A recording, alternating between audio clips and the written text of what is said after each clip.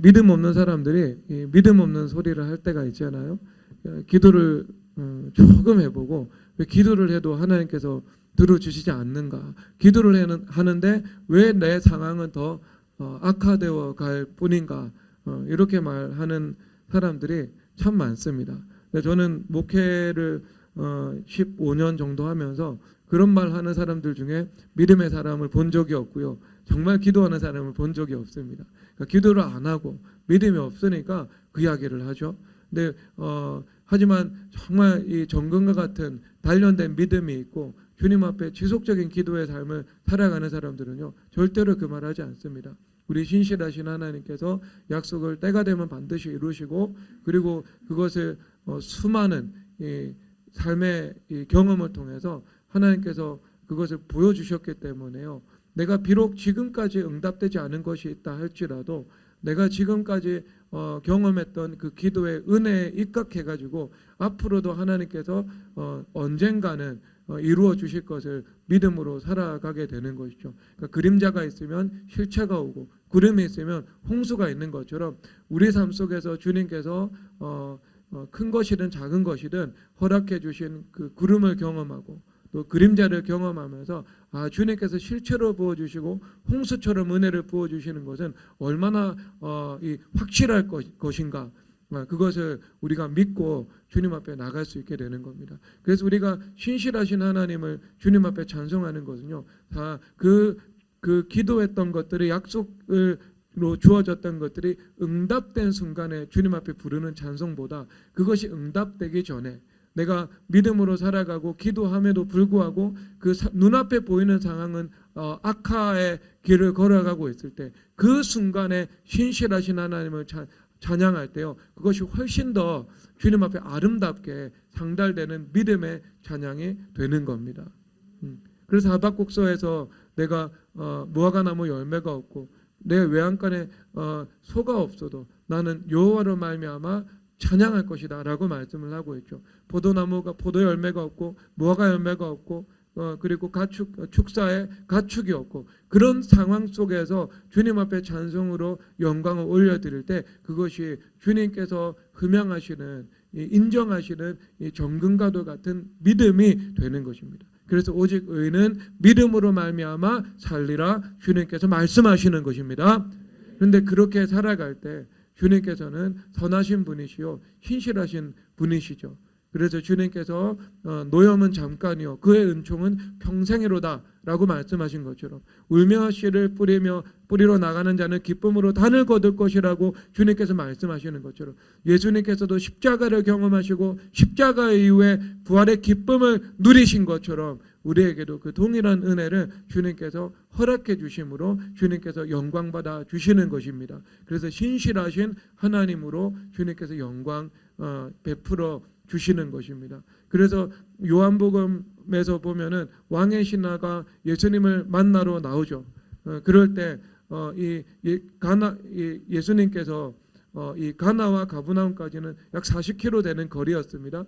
예수님께서 그 왕의 신하의 자녀를 고치기 위해서는요, 40km 넘는 거리를 다시 걸어가야 하는 것이었죠. 예수님께서는 스스로 움직이지 아니하시고 성령 하나님을 따라서 언제나 움직이셨죠. 성부 하나님의 뜻에 자신의 뜻을 복종시키셨습니다. 주님께서 가라고 하야 하나님께서 가라고 하셔야 가실 수 있었죠. 그런데 주님께서 그때는 어떻게 말씀을 하셨는가? 말씀으로 가라 내 아이가 나았다 주님께서 말씀하셨습니다. 그럴 때 그가 믿고 나아갔다 말씀하고 있죠. 그리고 가는 길 가운데 자기 집에서 보낸 사람을 만납니다.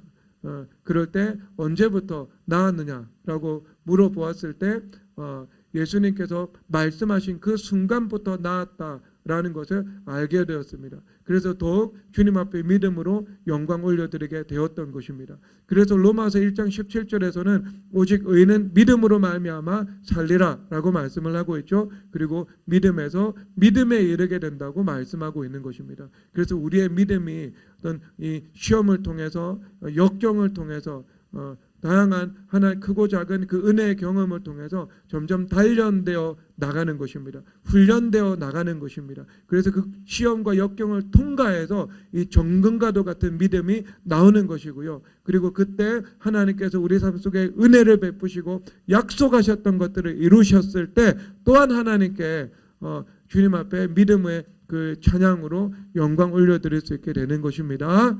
네, 그래서 믿음의 이 불신에서 시작해서 믿음에 이르는 것이 아니고요. 내가 믿음에서 시작해서 온전한 믿음에 이르게 되는 것입니다.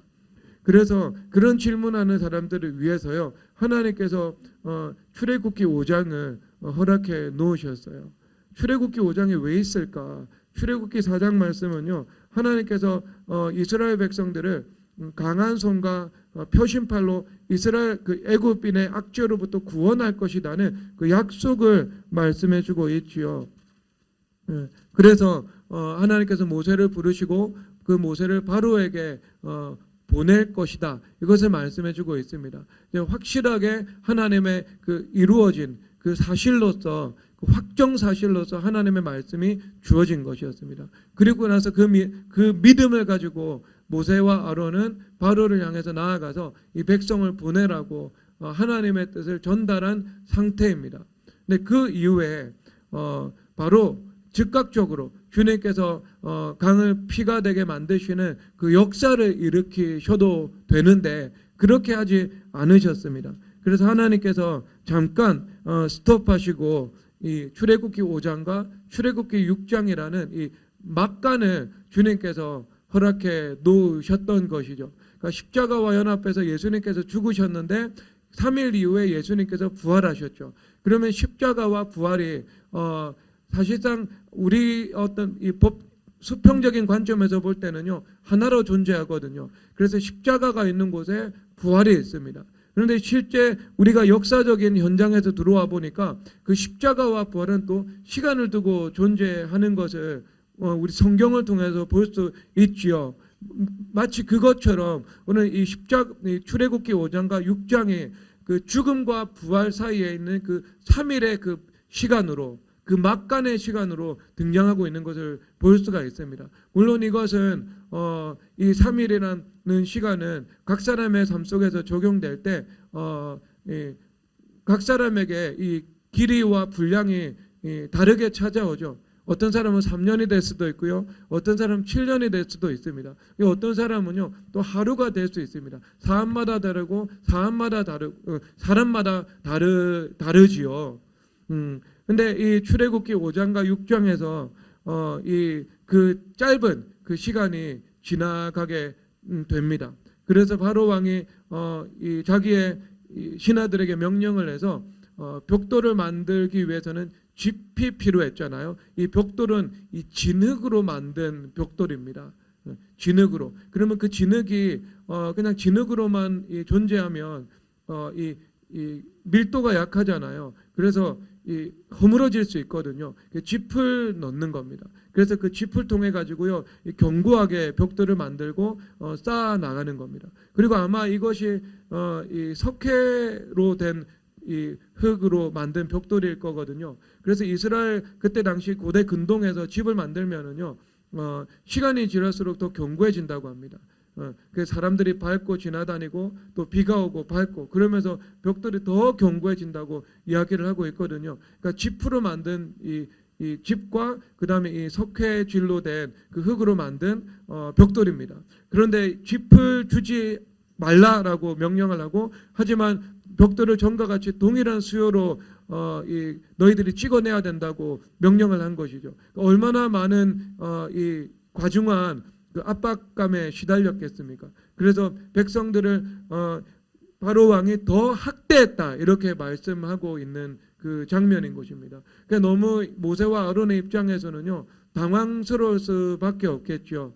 아직 이 모세와 아론이요, 이 출애굽기 4장 5장 이 시작하는 그 시점에 막 엄청난 믿음, 그 정금과 같은 그 믿음, 이것이 온전한 상태로 확립이 되어 있었다라고 볼 수는 없습니다. 왜냐하면 이 성경은 상식의 눈으로 봐야 되잖아요.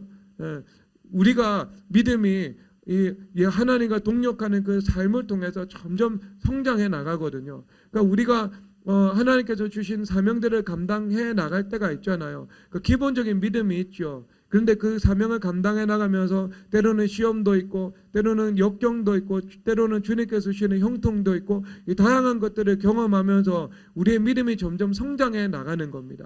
그래서 하나님께서 직접 하나님께서 직접 우리를 통하지 않고 직접 일하실 수도 있고 천사를 통해서 일하실 수도 있지만 주님께서 굳이 사람을 통해서 그 일을 하시는 이유가 무엇인가? 그 사람과 교제하기 위한 것이며 그리고 그 사람의 그 믿음을 주님과 동역하는 삶을 통해서 성장시키기를 원하시는 것이죠. 그리고 그 일에는요 누구도 예외가 없습니다.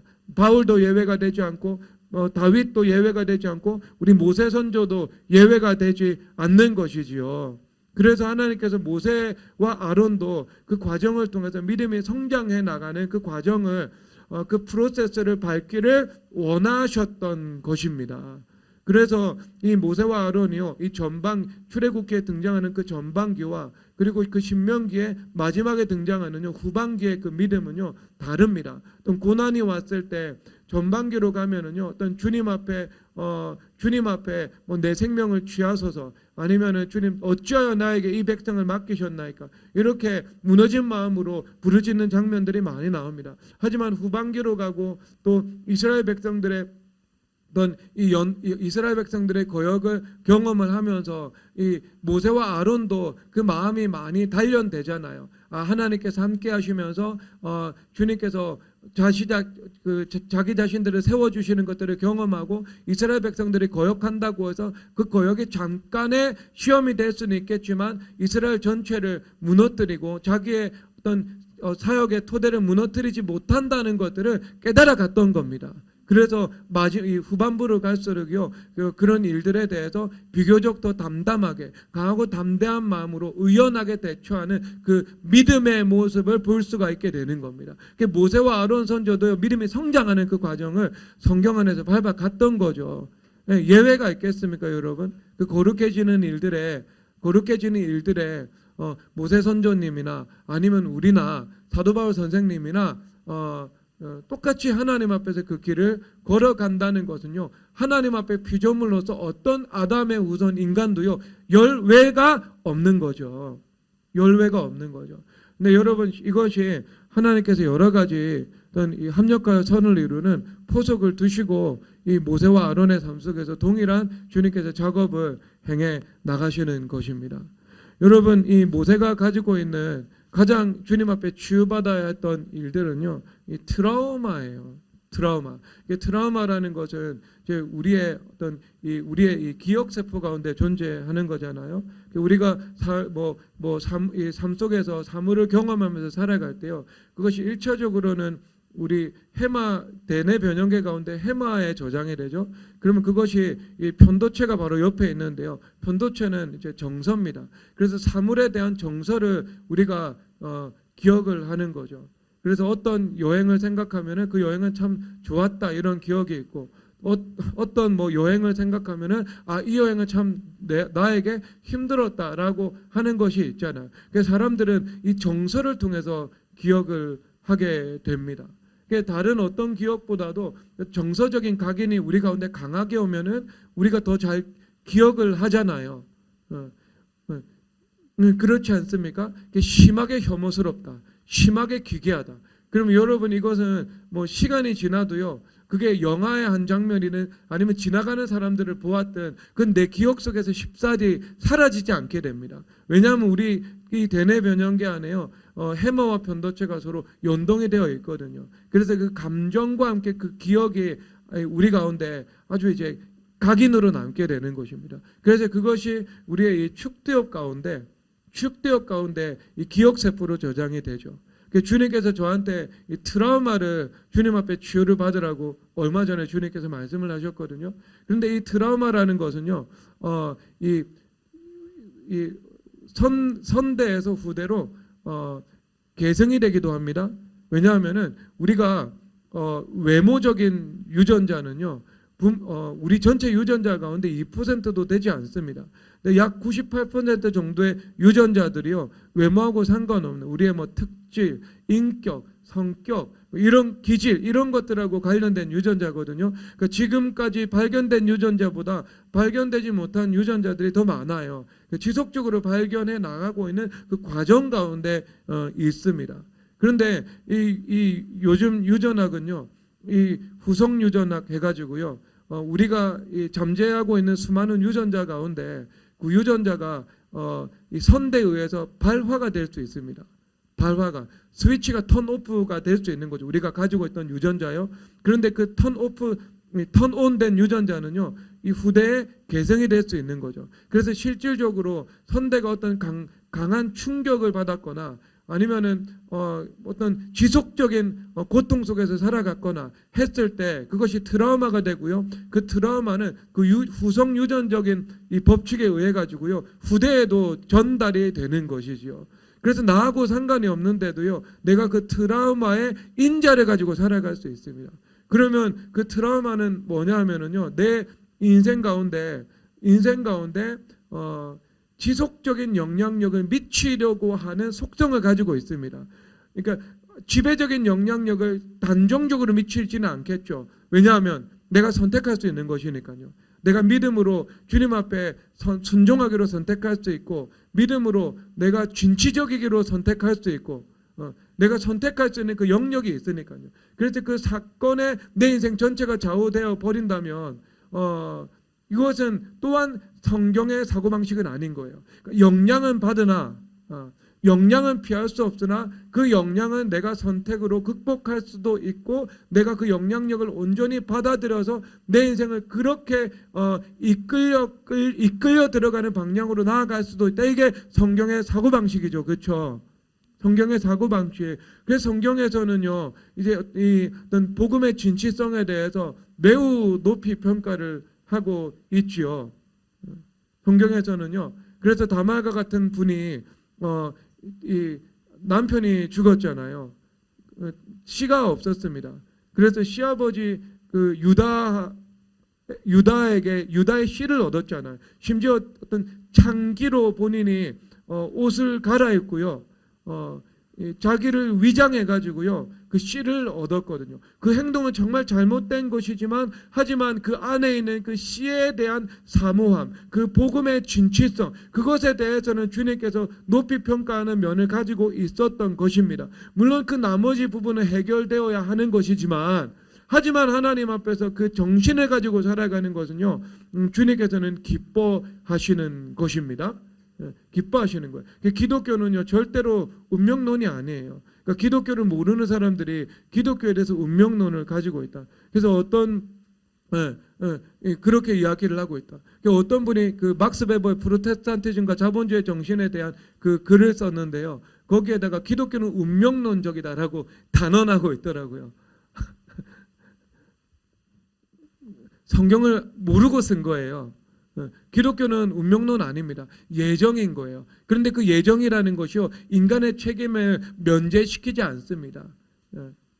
예정이라는 것은 하나님의 은혜의 관점 안에 있는 것이고요. 그 안에서 하나님께서는 그 인간이 자유의지를 가지고 하나님의 말씀 앞에 순종하고 주님 앞에 나아가는 것들, 이것을 주님 앞에 기도를 드리는 것들, 이것에 대해서요 강조하고 있는 것이죠. 그렇다고 해서 인간이 책임을 면제하는 것이 아니고, 그렇기 때문에 더 인간이 책임성을 가지고 살아갈 것을 요구하고 있는 것입니다. 요구하고 있는 거예요. 그러니까 이런 트라우마라는 것은요, 우리 삶 속에 영향력을 미치려고 하는 속성을 가지고 있습니다. 그래서 그것을 내가 극복하고 살아가는 경우도 있고, 그것에 내가 죄악당해서 끌려가는 경우들도 있지요. 그래서 대부분 우리가 극복하면서 살아가지만 그 영향력을 무시하지 못합니다. 그래서 이 트라우마라는 것은요, 내가 기억을 가지고 있는 것이지만, 의식과 무의식과 아니면은 유전자나 아니면은 이 중추신경 가운데에요. 문제는 그것이 나에게 감정적인 반응을 일으키는 것이지요. 그래서 그 감정이라는 것을 내가 늘 어떤 이 감정이라는 그 역풍을 안고 극복해서 싸워 나가야 한다는 그 문제가 존재하는 것입니다. 에너지가 많이 들게 되는 것이지요. 좀 더 쉽고 가볍게 안식하고 자유하면서 살아갈 수 있는데요. 좀 더 어렵게 내가 저항 세력을 늘 내 눈앞에 두고 그것을 뛰어넘어서 살아가야 된다는 그 문제가 있는 거예요. 그래서 대표적으로 그것은 두려움이나 불안 같은 것으로 오거든요. 두려움과 불안이라는 것은요, 내가 실천적인 삶의 영역 속에서 나에게 위축으로 나타납니다. 위축으로 나타나고요. 하나님께서 주신 그 은사를 하나님께서 주신 그 사명들을 역동성을 가지고 진취성을 가지고 감당해 나가는 것을 막게 되는 요인이 되는 거예요. 근데 모세 선조님이 가지고 있었던 그 트라우마가 있었죠. 왜냐하면은 이분은 자기의 손으로 이스라엘 백성들을 구원하기 위해서 이스라엘 백성들을 섬기려고 하다가 도우려고 하다가 어떻게 됐어요? 완전히 실패하는 경험을 했던 겁니다. 그래서 본인은요, 그런 이제 사고방식을 가지고 있는 거예요. 1절에서 저기 사고방식을 가지고 있는 거예요. 4장에서 보면은요, 4장 1절에서 모세가 대답하여 이르되 그러나 그들이 나를 믿지 아니하며 내 말을 듣지 아니하고 이르기를 여호와께서 내게 나타나지 아니하셨다 하리이다. 여러분, 이것이 무엇에 근거한 걸까요? 하나님의 말씀에 근거한 것이 아니고요, 자기 자신의 경험에 근거한 거예요. 그 경험이 자기의 이데올로기가 된 거예요. 지금 모세 선조님께 자기가 한번 백성들을 위해서 일하려고 나서다가 백성들이 반대했고 그 백성들에게 이 백성 한 사람이 반대했죠. 누가 너를 우리의 관리와 재판장으로 세웠느냐라고 말한 것이지 않겠습니까? 그러고 나서 이 모든 일이 단로되었고, 그리고 경쟁 라이벌이었던 바로 왕으로부터 죽임당하는 것을 본인이 피하기 위하여서 미디안 광야로 도피를 했잖아요. 그런데 이것이 본인의 인생에 얼마나 충격적인 일이었겠습니까? 충격적인 일이었겠습니까? 애굽의 모든 지혜를 배웠고 그가 하는 말과 일들이 능하고, 그리고 당시 역사적인 배경에서 보면 전쟁의 지휘관으로 나아가서 많은 전쟁에서 군대를 이끌고 승리를 해본 경험이 있고, 탁월한 리더십을 갖추었고, 외모도 출중했고, 공주의 그 실권을 가지고 있는 섭정 공주의 자녀로 20년 가까운 인생을 살아왔고, 그러면 권력의 속성상 애굽 전체 2인자로서 20년 가까운 인생을 보내왔던 거잖아요. 실패 없는 인생이었습니다. 그런데 그가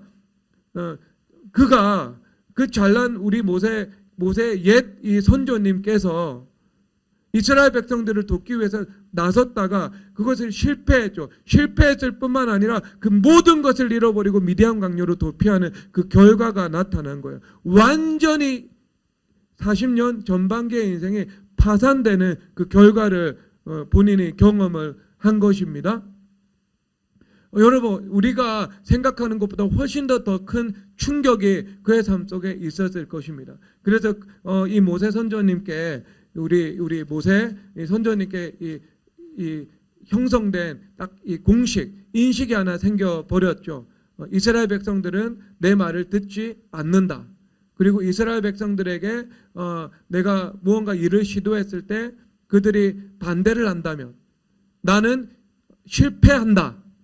실패한 경험이 있는 거예요. 실패한다. 그 경험이 세워진 거예요.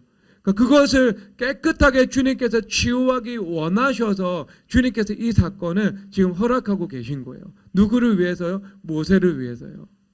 모세를 위해서. 그러니까 똑같은 상황이 지금 오버랩되는 것하고 오버랩되고 있는 거예요. 지금 모세가 이제 다시 이스라엘 백성들을 구원하기 위해 가지고요, 하나님으로부터 권위를 위임받아서 바로 왕 앞에 갔습니다. 내 백성을 보내라고 말을 한 거예요. 그런데 그 즉각적으로 어떤 하나님의 10가지 재앙이라는 가공할 만한 권능이 바로 나타난 것이 아니고요, 주님께서 그것을 잠깐만 지연시키고요, 지금 나타나는 것은 상황이 더 악화되는 것을 경험하게 만드신 거예요. 그리고 나서 악화된 것뿐만이 아니라 이스라엘 백성의 자손의 기록원이라고 하는 그 애굽의 앞잡이 역할을 하고 있었던 그 사람들이 모세와 아론 앞에 와가지고요, 너희들로 인하여서 우리의 삶이 더욱 고통스러워졌다고 말을 하면서 여호와께서 너를 판단하기를 원하노라고 말을 해버린 겁니다. 그러니까 그 말을 들었을 때 모세가 옛날에 기억이 났겠죠. 그 이스라엘 백성들 사이를 다툰 이스라엘 백성들을 중재하려고 하다가 누가 너를 관리와 재판장으로 세웠느냐, 이것하고 지금 이스라엘 자손의 그 기록원들이 여호와께서 너를 판단하기를 원하노라 하고 똑같은 말인 거예요. 사실상 똑같은 말, 똑같이 모세와 아론을 거부하는 말이죠. 똑같이 어떤 실패를 예견하는 이 전주곡처럼 본인에게 들려오는 말인 거예요. 그러면 그가 가지고 있었던 경험에서 나온 본인의 이데올로기, 경험에서 나온 본인의 거짓된 직관, 그것에 의하면 다시 이 실패의 전주곡이 흘러가고 있는 것이지요. 또다시 모든 기반이 무너질 것 같은 그런 이 두려움과 공포감이 어디서부턴가 멀리서 점점 다가오고 있는 것처럼 여겨지는 상황인 거예요, 지금. 그래서 그 증거가 있죠. 그러니까 출애굽기 5장 22절에서 이렇게 말씀을 하고 있잖아요. 모세가 여호와께 돌아와서 아뢰되 주여 어찌하여 이 백성의 학대를 당하게 하셨나이까? 어찌하여 나를 보내셨나이까? 내가 바로에게 들어가서 주의 이름으로 말한 후로부터 그가 이 백성을 더 학대하며 주께서도 주의 백성을 구원하지 아니하시나이다. 이렇게 말을 하고 있는 겁니다. 그때하고 달라진 것은 분명한 말씀에 대한 믿음도 있고 그래서 주님 앞에 기도를 드릴 수 있다는 것. 그러니까 믿음이 있고 기도가 있다는 것은 그때하고 완전히 다른 면이죠. 그런데 그때와 유사한 이 두려움들을 가지고 주님 앞에 나왔다는 것을 이 말씀, 이 22절, 23절을 보면은요, 우리는 이 충분히 뽑아낼 수 있는 것입니다. 여러분, 근데 하지만 이 결말을 통해서 주님께서 모세에게 말씀을 해 주신 것이지요. 우리가 때로는 하나님의 일들을 감당할 때 응당 시험이 있을 수 있고 역경이 있을 수 있고 반대가 있을 수 있다. 하나님의 일뿐만이 아니라 여러분들이 땅의 일에 있어서도 무언가 중요한 일들을 한다면 역경과 시험과 반대가 있을 수 있죠. 원수마귀로부터 오는 것이 있을 수도 있고요. 그 다음에 사람으로부터 오는 것이 있을 수도 있고요. 환경적인 제약으로부터 오는 것이 있을 수도 있죠. 그래서 아브라함에게는 기근이 찾아왔죠. 사도 바울에게는 원수마귀로부터 오는 그 시험들이 있었죠. 그리고 여러분들의 인생 가운데는 뭐 사람들이 반대하는 일들이 있죠. 심지어는 정부가 인천공항을 만들고 경부고속도로를 만드는 일에 있어서도요, 세상에 반은 그 일들에 반대를 하는 것입니다. 그래서 그 영적인 속성이 있는 일들이든 물적인 일들이든 무언가 일을 할 때는요, 역경과 반대와 시험이라는 것들이 거의 상수에 가까운 변수처럼 존재한다는 것을 우리는 인정을 하지 않을 수가 없는 거예요. 성경을 봐도 그렇고, 그리고 하나님께서 다스리시는 이 만물을 보아도 그렇고요. 그러면 우리가 그런 반대나 역경이나 시험을 통과하여서 통과하고 극복하여서 일을 이룰 수 있는 그 믿음과 강하고 담대한 마음이 준비되지 않으면 이 땅에서 할 수 있는 일은 아무것도 없는 거예요. 그러니까 주님께서 그것을 훈련시키는 거예요. 근데 모세에게는 그런 시험이나 역경이 오면 나는 실패한다는 공식이 있는데 주님께서 그것을 완전히 새롭게 뒤바꾸어 주신 거예요. 첫 번째는 본인의 능력으로 하다가 실패했지만 지금은 하나님의 말씀 믿는 믿음과 하나님의 능력, 강한 손으로 나갔죠. 이럴 때는 실패하지 않는다는 것을 주님께서 보여주신 것입니다. 그래서 나중에 이 사건 이후에 주님께서 10가지 재앙으로 하나님의 그 권능을 나타내시죠. 그래서 그 10가지 권능을 보는 것을 통해서 모세의 믿음이 가장 성장한 거예요, 사실상. 그래서 가장 그 일들로 인해서 성장을 해서 그 다음에는요, 홍해를 보든 아니면 마라의 쓴물을 경험을 하게 되든 어떤 이 광야를 경험을 하든 그 흔들리지 않는 하나님과의 관계에서 견고한 믿음의 소유자로 급속도로 믿음이 성장해 나갔던 겁니다. 굉장한 믿음의 학습 능력을 가지고 있었던 것이죠. 그래서 여러분 하나님께서 모세의 그 트라우마를요 여기서 주님께서 치유해 주신 거예요. 오버랩해 나가시면서 같은 상황을 통해서 그렇지 않다. 두려워할 필요가 없다. 강하고 담대한 마음으로 살아가야 된다. 재현되지 않는다. 너의 실패가. 그때는 너의 어떤 시련 때문에 네가 실패를 했지만 이제는 시련이 있다 하더라도 실패하지 않을 것이다. 내가 함께하고 있기 때문에 너는 반드시 승리할 것이다. 이것을 주님께서 이루어 주신 거예요. 여러분들도 역시 그 어떤 트라우마에서 나온 나의 어떤 공포, 두려움, 그것이 지속적으로 나의 행동하는 일들에 영향을 미치고 위축을 시킨다면 주님 앞에 그 트라우마의 근원으로 들어가서 그것이 온전히 치유받으시는 그 경험을 하시기를 주 예수 그리스도의 이름으로 축복합니다. 여러분 우리가 이제 그런 이 마음 가운데 있어야 되는 것이요 그 평강인 거예요. 평강. 그래서 평강이 예비한 신을 신어야 되는 거예요. 그리스도 안에서 안식해야 되는 겁니다. 강하고 담대한 믿음으로 살아가야 되는 것이지요. 그럴 때 우리가 그 한계를 뛰어넘어서 살아갈 수 있게 되는 겁니다. 한계 안에 있으므로 한계를 넘어서는 삶을 살아갈 수 있게 되는 것이지요. 그런 삶이 참 중요하지요. 그래서 하나님께서 이 모세가 가지고 있었던 그 트라우마를 주님께서 치유하신 거죠. 거짓된 원수 마귀가 심어놓은 그 인식 체계와 그 다음에 그 공식들을요 완전히 허물어 틀어버리신 것입니다. 그래서 예전에 가지고 있었던 그 사고방식이 시험, 역경이면 실패였다면 시험, 역경에 합력해서 선을 이루게 되는 것이고 하나님께서 나에게 복을 주시는 재료가 되는 것이고 부활의 능력으로 우리를 승리케 하신다는 것을 주님께서 새롭게 그에게 믿음으로 다운로드해 주신 것입니다. 믿음의 공식으로요. 새로운 알고리즘이 그 안에서 딱 형성된 거죠. 그리고 그 이후로는요 다시는 이런 일들로 인해서 이런 방식으로 흔들렸다는 그 기사는요 나오지 않아요. 그냥 주님 앞에 엎드려서 무릎 꿇고 주님 앞에 부르짖어 기도하고 주님께서 행하신 일을 보라고 말씀을 선포하고 그렇게 넘어가게 되는 것입니다. 여러분 그 믿음을 붙잡으시기 바랍니다. 그 믿음을 가지고 우리가 안식하고 강하고 담대하며 살아가는 거예요. 그러니까 시험이 없을 것이다라는 믿음을 가지고 안식하고 강하고 담대함으로 살아가는 것이 아니고요. 시험이 있을 수도 있지만 출애굽기 5장과 6장의 그 막간이 우리에게 인터미션으로 주어질 수도 있겠지만 그 이후에 그 부활이 있고 승리가 있을 것이라는 주님 지키시고 보호하신다는 믿음 안에서 안식하고 강하고 담대한 마음으로 자유의 삶을 살아가게 되는 것입니다. 그 주님께서 원하신 거예요. 저도 그것을 주님 앞에 사모하고 있고요. 구하고 있고요. 여러분들도 동일하게 그것을 사모하고 구하시기를 바랍니다. 치유를 받아야 되는 거예요. 트라우마가 치유를 받아야 되는 거예요. 치유. 우리의 삶을 지속적으로 얽어매려고 하거나 얽어매는 데는 실패하지만 우리 삶 속에서 우리의 진로를 방해하려고 하고 위축시키려고 하는 그 영향력 끼치고자 하는 그 죄의 의도가 분명히 존재한다는 것을 인식하고요. 주님 여러분 거기까지 접근하셔야 됩니다. 접근하셔야 됩니다. 그건 또 우리가 의식과 무의식의 상처하고는요 또 한 차원 약간 다른 영역입니다. 의식과 무의식의 회개, 마음의 회개죠. 필요하지만 우리가 육체도 회개해야 되거든요. 중추신경이잖아요. 그래서 고린도후서에서 너희들이 영과 육의 온갖 더러운 것에서 자신을 깨끗하게 하여서 거룩함을 이루라고요. 영과 육의 온갖 더러운 것에서 깨끗하게 하여 영혼과 육체가 정결해져야 되는 겁니다. 그리고 우리가 중추신경은 육체의 기능이잖아요.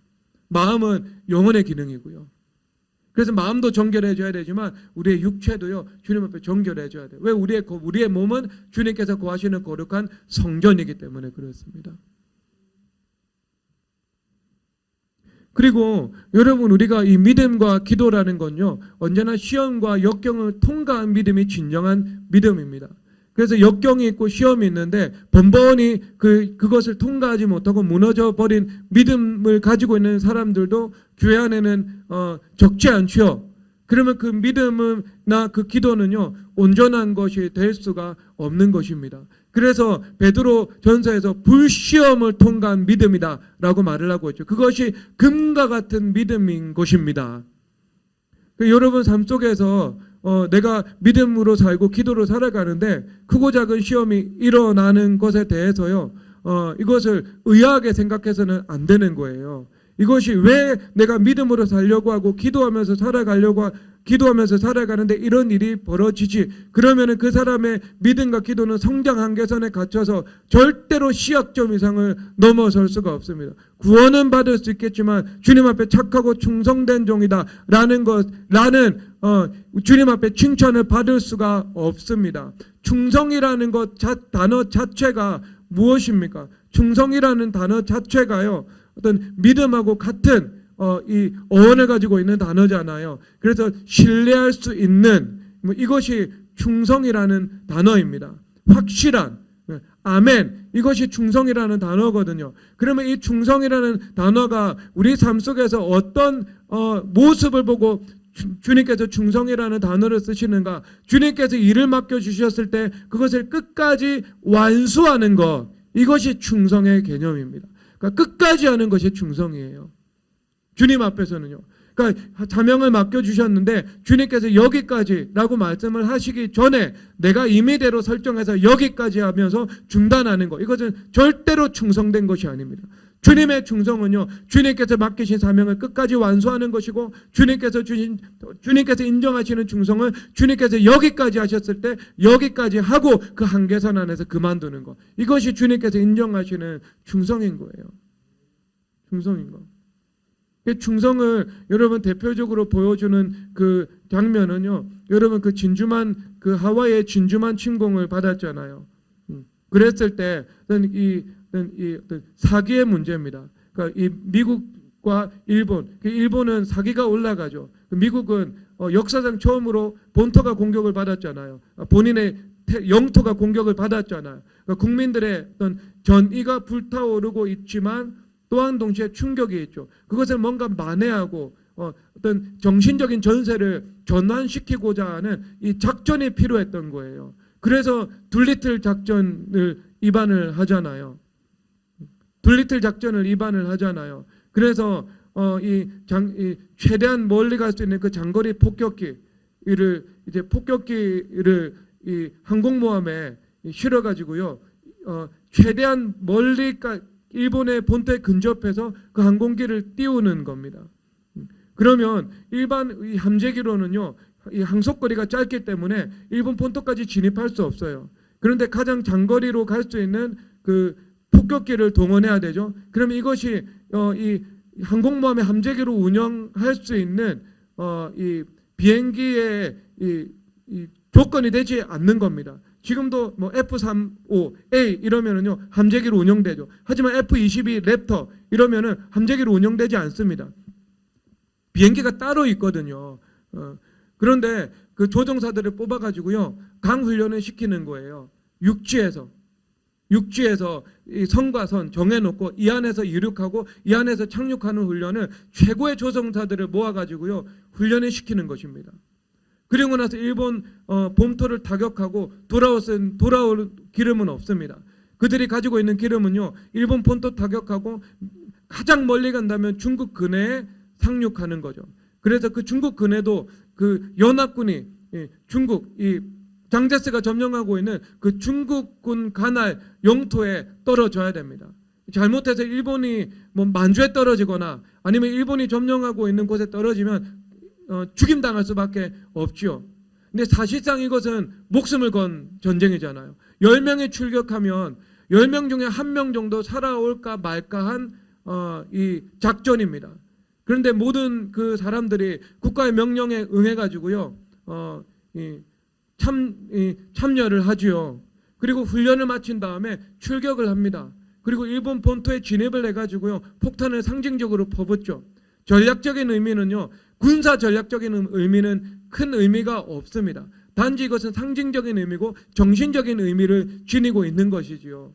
그리고 나서 대부분은요 일본에다가 폭탄을 투하하고 가는 도중에 죽습니다. 기름이 모자라서 죽고, 그 다음에 정확한 지점에 착륙하지 못해서 죽고, 어떤 사람은 포로로 잡혀서 죽게 되는 거죠.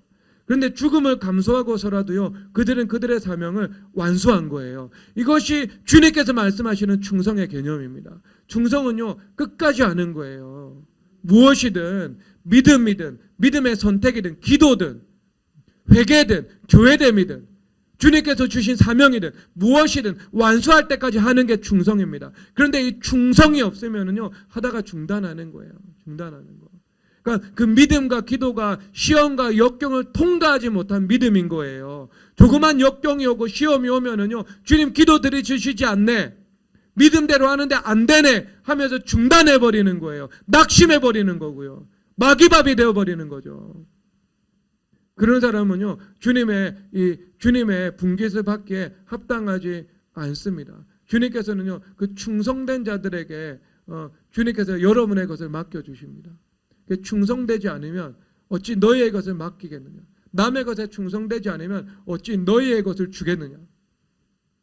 충성됨이 없는 일꾼들에게 주님께서는 일도 맡기실 수가 없고 주님의 영역도 맡기실 수가 없습니다. 충성을 주님 앞에 사모하고 구하시기를 바랍니다. 그래서 이 충성이라는 것은요 무엇인가, 무엇으로 이게 분별되고 판명되는가. 우리의 믿음과 기도가 시험과 환난과 역경을 통과했을 때 그것이 정금과도 같은 믿음이 되어가지고요 주님께서 인정하시는 그 충성의 믿음으로 딱 서게 되는 것입니다. 그래서 그 믿음을 여러분 주님 앞에 이 믿음과 시험, 믿음과 기도 이것을 주님 앞에 가지고 있어야 되는 것입니다. 그래서 오직 의인은 믿음으로 말미암아 살리라, 믿음에서 믿음에 이르게 된다고 주님께서 말씀하시는 것입니다. 그래서 이 성경은요 결국 이 기승전결 구도가 너무나도 많아요. 기승전결 구도는요 이 유턴하는 거잖아요. U자형이잖아요. 그러니까 직선적으로 논의가 전개되지 않죠. 논문 같은 경우는요 직선적이잖아요. 그래서 논지에 탑을 쌓아 나가서 결론을 제시하고 마치거든요. 자기 주장을 하게 되는 거죠. 이것이 논문 형식의 글이라면은요, 이 기승전결 구도는요 글을 쓰다가 한번 전환을 시키는 거잖아요. 그래서 시작했다가 그것을 발전시켜 나가지만 한번 전환시키고 결론을 맺는 겁니다. 그래서 기승전결 구도는요 성경의 도초에 등장하는 것이지요. 그래서 하나님의 사역을, 하나님께 사명을 받았죠. 이 말씀을 받았습니다. 이 말씀을 이 말씀을 받아가지고요 말씀을 전했지만 그 상황은 점점 악화되는 겁니다. 변화의 조짐이 전혀 없어요. 그리고 그 상황이 가장 악화되었을 때 하나님께서 등장하셔가지고요 주님께서 모든 것을 전복시키고 역사를 새롭게 만들어 나가시는 겁니다. 이런 구도가 성경 전체에 가득한 거예요. 그러니까 우리에게 시험이 왔다, 역경이 왔다, 이것을 주님께서 우리의 인생을 영적인 기승전결의 구도로 이끌어 나가시는 것이구나, 주님께서 이 화가 전환되어서 복이 되도록 만들어 나가시겠구나 하는 것을 우리는 확고히 믿어야 되는 것입니다. 그리고 그것을 굳게 믿고 붙잡을 때 그 믿음대로 주님께서 우리의 삶을요 주님께서 새롭게 해 나가시는 것입니다. 그래서 오직 의인은 믿음으로 말미암아 살리라, 우리 주님께서 말씀하시는 것입니다. 여러분 이 하나님께서 행하시는 것을 이 기승전결에서 전환되는 시점은요 그것은 우리 인생의 가장 가장 밑바닥에서 시작되거든요. 밑바닥에서 시작되잖아요.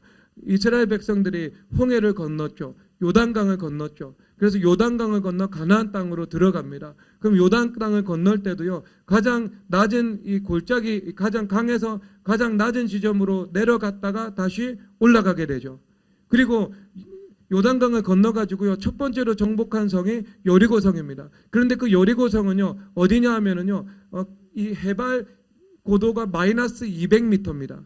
그러니까 전 세계에 있는 도시 중에 가장 낮은 곳에 위치한 도시예요. 가장 낮은 곳에 위치한 도시죠. 가나안 땅 전체에서요 가장 해발 고도가 낮은 곳입니다. 해수면과 동일한 것이 아니고요 해수면보다 200m가 낮은 곳에 여리고가 위치한 것이지요. 그러니까 가장 낮은 곳에 들어가서 그것을 점령하고 하나님 앞에 온전히 바쳐드리게 된 것입니다. 그래서 그 지점부터 시작해가지고요 가나안 정복 전쟁이 시작된 것이지요. 그렇죠. 그러니까 내가 십자가 연 앞에서 내가 죽은 지점, 그 지점에서 주님께서 일하기 시작하시는 겁니다. 가나안 정복이 시작되는 것입니다. 십자가 외연 앞에서 자기가 부인된 지점, 그 지점부터 주님께서 역사하시는 것이 시작되는 거죠. 그래서 여러분, 자기 부인이 무엇인가? 자기 부인이라는 것은요, 이렇게 정의 내릴 수 있습니다. 하나님께서 원하시는 것과 내가 원하시는 것이 다를 때 내가 원하는 것을 내려놓고 하나님께서 원하시는 것을 선택할 수 있는 것, 이것이 자기 부인입니다. 이 자기 부인이 십자가와 연합이고요. 그리고 자기 부인이 항상성으로 이루어져서 늘 주님 앞에 음성을 묻고 주님께서 무슨 말씀이시든지 말씀하신다면 순종하면서 나아갈 수 있는 준비가 이루어진 사람들, 이 사람들이 내가 분사형으로 형용사적 동사로 내가 죽은 상태로 존재하는 사람인 거예요. 십자가와 연합한 상태로 다시 살아난 것이 아니고 내가 죽어 있는 그대로 존재하는 사람인 것입니다. 이것이 이게 성경에서 말씀을 하시는 그 구약과 신약의 분사로 죽은 상태거든요. 죽은 상태. 형용사적인 활용을 하는 동사구예요. 형용사는 상태고 동사는 움직이는 거죠. 그 언어의 기초적인 개념은요. 아름답다. 계속 아름다운 것처럼 내가 죽어 있다. 한국에는 없는 개념이죠. 내가 계속 죽어 있는 거예요. 계속 죽어 있는 거. 그러니까 이제 그때부터는요, 성령 하나님께서 핸들링하는 사람이 된 거죠. 내가 나의 신을 신고 내가 주도권을 가지고 내가 원하는 곳을 가는 것이 아니라 평강의 복음이 예비한 신을 신고 성령 하나님께서 주도권을 가지시고 성령 하나님께서 원하시는 길에 내가 편승해서 걸어갈 수 있게 되는 것입니다. 그러니까 내 손으로 이스라엘 백성들을 구원할 필요가 없고 성령 하나님의 손으로 이스라엘 백성들을 구원하는 것을 내가 순종하면서 그것을 목도하게 되는 것을 말씀하고 있는 겁니다. 전자는 힘들고 어렵다면 후자는 쉽고 가벼운 거죠. 전자는 옛 트라우마의 기억에 사로잡혀 있는 인상이라면 후자는요, 하나님께서 주신 새로운 믿음의 기억에 입각해서 내가 걸어가는 인생이 되는 것입니다. 그래서 믿음에서 시작해서 믿음으로 나아가게 되는 것입니다. 믿음으로. 여러분, 그것이 필요합니다. 모세가 출애굽의 여정에 나서기 전에요, 죽음의 위기를 겪습니다. 실제로 성경에 기록되어 있죠. 모세가요, 십보라를 만났습니다. 근데 십보라가 7 자매 중에 맏언니입니다. 여러분, 셀까요, 안 셀까요? 태생적으로, 상식적으로 성경을 본다면 7자매 중에 첫째가 셀까요, 막내가 셀까요? 막내는 손에 물 한 방울 안 묻혔을 가능성이 높아요. 근데 첫째는요, 동생들 다 돌보고 동생들 규율도 잡고 양 떼도 돌봐야 되고 그리고 목동에 와서 싸움 걸잖아요. 그럼 싸움 걸면 첫째 언니가 나가야 돼, 막내가 나가야 돼요. 첫째 언니가 나가야 되겠죠. 그러니까 십보라는 가녀린 여성일 가능성보다는 드센 자매일 가능성이 태생적으로 높습니다. 태생적으로. 비교적이요. 7남매 중에 비교적 그렇다고요. 상식의 눈으로 본다면. 좀 더 의젓했겠죠. 그리고 좀 더 아버지도 생각하고 집도 생각할 수 있고 좀 더 폭넓게 볼 수 있고 좀 더 생각이 깊고 또 그런 강점이 또 있겠죠. 근데 그 집에 모세가 장가 들어가서 살았죠. 그리고 모세는 도망자의 신분이었고 미천이 없었습니다. 장인 어른의 양떼를 40년 동안 쳤죠. 본인의 몫으로 돌아온 제사는 아직까지 아무것도 없었어요. 장인 어른 또 장수 DNA를 타고 나서 생존해 있었어요. 여러분, 얼마나 가정에서 주도권이 없을 수밖에 없죠. 없을 수밖에 없죠. 마치 이 재벌가의 사위로 들어간 남자하고 똑같은 거예요. 왕실의 부마로 간 남자하고 똑같은 거예요. 주도권이 아내에게 있었던 거예요. 뭔가 질서가 잘못된 겁니다. 근데 그 주도권이 아내에게 있으니까 모세가 하고 싶은데 못하는 일이 있었어요. 무엇일까요? 자녀의 할례입니다. 자녀의 할례를 주지 않았다는 것은요, 아직 그 자녀가 모세의 소유거나 아니면 십보라의 소유거나 한 것이지 하나님의 것은 아니라는 거예요. 그것이 외적인 표징으로 상징으로 드러난 것이지요, 이미. 그런데 모세가 이 아내의 반대를 감수하고 자녀들에게 할례를 시킬 용기가 없었던 거예요.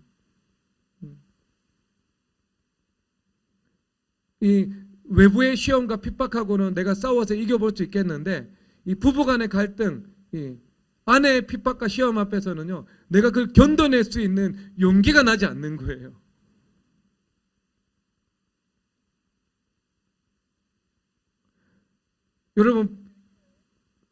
여러분 아내에게 참 감사하죠.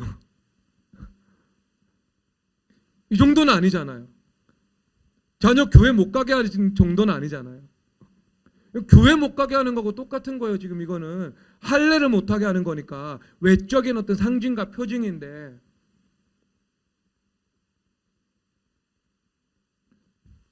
신앙 간의 근본적인 충돌이 지금 있는 겁니다. 그래가지고요, 하나님께서 모세를 죽이러 가신 거예요. 왜? 책임은 누구에게 있어요? 결국 십보라에게 있어요? 모세에게 있어요? 모세에게 있는 거예요. 십보라에게 책임 묻지 않으세요. 지금 십보라의 책임이 아니니까. 십보라는 반대한 것이지만 그것을 최종적으로 결정한 것은 가정에서 주도권이 없었던 모세에게 있었으니까요. 하지만 위치와 질서상 그 가정의 주도권은 남편에게 있는 것이고, 남편이 최종적인 책임을 감당하는 거고, 남편이 지도력을 어떤 방식으로든 행사하지 못한 거잖아요. 책임은 누구에게 있어요? 모세에게 있는 거죠. 모세가 죽을 이 위기에 처한 것입니다. 그래서 십보라가 가서 남편이 죽으려고 하니까 큰 일이잖아요. 남편이 자기보다 먼저 죽는 것은요. 그래서 본인이 돌칼을 가져와 가지고요, 자녀들의 이 포피를 베어버립니다. 할례를 행해버리는 거죠. 그래서 모세를 향해서 당신은 나의 피난편이다 라고 말씀을 하고 있습니다.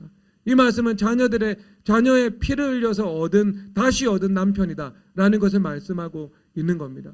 그럴 때 하나님께서 다시 모세를 자유케 해 주셔가지고요, 이 자녀가 모세의 자녀니까 이스라엘 백성들을 하나님의 말씀으로 훈도할 책임이 있는데, 모세의 자녀가 할례를 받지 않고 하나님의 말씀에 순종하지 않고 하나님의 언약 자손의 표징으로 살아가지 않는다면 어떻게 이스라엘 백성들을 훈도할 수가 있겠습니까? 그 관점에서 모세의 자녀가 이제 더 이상 십보라의 자녀도 아니고 모세의 자녀도 아니고 하나님의 자녀라는 것들을 그 자리에서 인쳐버리신 겁니다. 그리고 그 길을 강하고 담대한 마음으로, 좌유한 마음으로 걸어갈 수 있도록 주님께서 은혜를 베풀어 주셨던 것이지요.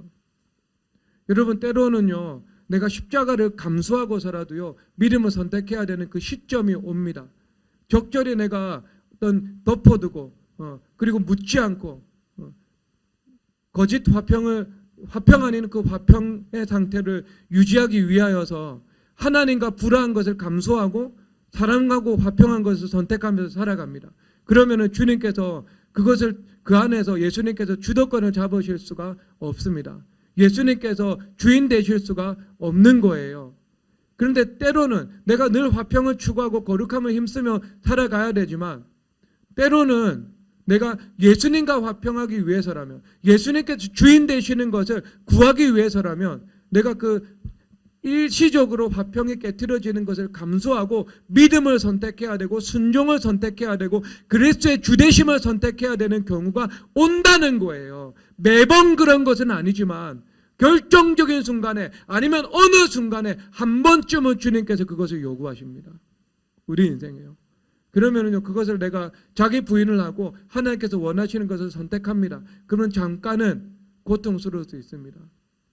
하지만 그 이후로부터는요, 내가 예수님의 주인 되심을 선택했기 때문에 그 주인 되신 예수님께서 일하시기 시작합니다. 그래서 나머지의 상황들을 예수님 중심으로 조정해 주시는 것은요, 즉각적으로 이루어지던가 수일 내에 이루어지던가, 그렇지 않다 하더라도 시간 문제 가운데 예수님께서 그것을 조정 상황을 만들어 나가십니다. 그래서 피차간에 예수님 앞에 굴복되어서 주님의 영광의 그 연합의 힘으로 충만하게 나타날 수 있도록 주님께서 은혜를 베풀어 주시는 것입니다. 여러분, 이것이 자기 부인인 것이죠. 그리고 이 자기 부인된 사람만이 이 주님 앞에 성령 하나님께서 행하시는 그 한계 없는 그 주님의 역사에 내가 편승해서 주님의 인도하심대로 살아갈 수 있는 그 쉽고 가벼움의 인생을 걸어가게 되는 것입니다. 여러분, 이 하나님의 말씀이 온전히 하나 되어서 여러분 가운데 이루어지시기를 주님의 이름으로 축복합니다. 그래서 평강이 예비한 그 자유의 신을 신고 주님 안에서 안식하고 주님 안에서 강하고 담대하고 성령 하나님의 이끄심에 여러분들이 편성되어서 성령 하나님께서 여러분 삶 속에서 마음껏 일하시는 것을 여러분들이 목도하고 주님 앞에만 영광 올려드리시게 되기를 주 예수 그리스도의 이름으로 축복합니다. 이 시간 찬송하도록 하겠습니다. 십자가 군병들아 찬양하겠습니다. 박수 치면서 찬양.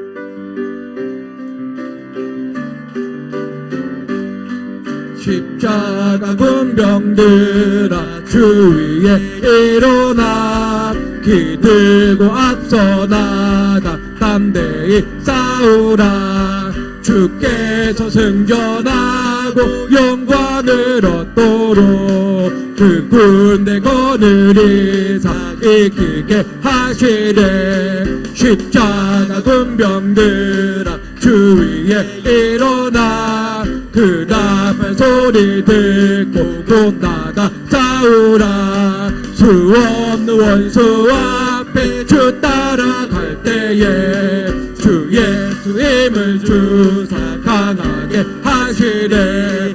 십자가 군병들아 주 위에 일어나 내 힘이 부족하니 주 권능 믿으라. 복음의 값줄 입고 듣기도 하면서 너 맡은 자리에서 충성을 따라. 십자가 군병들아 주 위에 일어나 이날에 접전하고 복개가 부르라. 승전한 군사들은 영생을 얻으며 영광의 주와 함께 왕일절이라.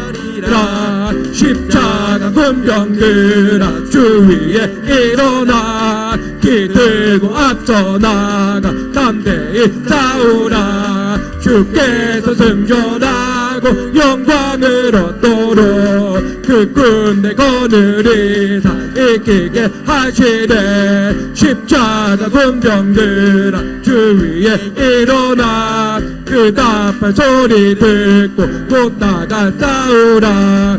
수 없는 원수 앞에 주 따라갈 때에 주 예수 힘을 주사 강하게 하시래. 십자가 군병들아 주 위에 일어나 내 힘이 부족하니 주 권능 믿으라. 복음의 값줄 입고 듣기도 하면서 너 맡은 자리에서 충성을 따라. 십자가 군병들아 위에 일어나 이날에 접전하고 굳게 부르라. 승전한 군사들은 영생을 얻으며 영광의 주와 함께 왕도를 타리라. 아멘. 반주는 그 영광 할렐루야 해주시고요. 이 시간 함께 우리 주님의 말씀 붙잡고 이 말씀이 내게 이루어지게 하여 주시옵소서. 이 시간 강하고 담대한 마음 허락하여 주시옵소서. 평강 예비한 복음의 신을 신게 하여 주시고 트라우마를 벌의 능력으로 치유하여 주시옵소서. 주여 한번 기도드리고 찬양한 기도드리겠습니다. 주여